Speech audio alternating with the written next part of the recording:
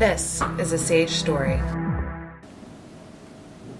In America, for a heterosexual military man to apply for citizenship for his Filipino wife is the most common thing that you could ever find. Lots of American service members went to the Philippines and met a pretty girl and married them and brought them back to America.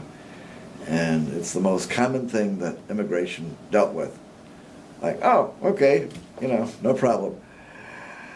But since we were two men back then, in the 70s and 80s, that was unthinkable.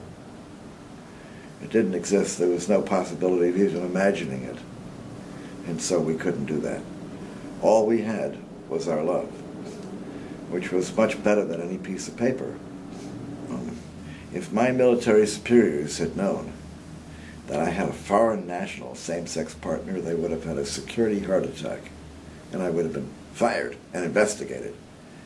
If some bigoted bureaucrat in the U.S. government had known that he was a homosexual, he could have had his green card revoked at any time, sent back to the Philippines. So we didn't need anything, we just needed our love. But after he died,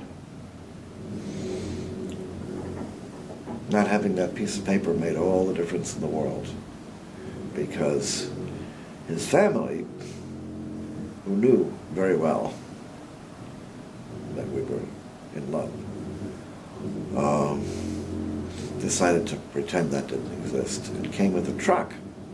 Instead of embracing his spouse the way, they came with a truck to collect all his stuff, our stuff, and took half of everything we owned. And I couldn't say anything because I was a wreck. I had lost the battle to keep him with me, to keep him alive. My soul was gone. My reason for living was gone. I couldn't say anything, and so they took everything. And of course he had massive corporate benefits. And of course, since we weren't married, I wasn't entitled to a cent of that. And the family forgot I existed when it came to that too. So, that's what happened without a marriage certificate. Now all of this was decades ago, and I put my life back together, sort of, and I grew old and disabled without him, and it's very painful, even now, after all these years, to talk about this and bare my soul. But it's worth it, if it'll help people understand today's battle for marriage rights in the Supreme Court.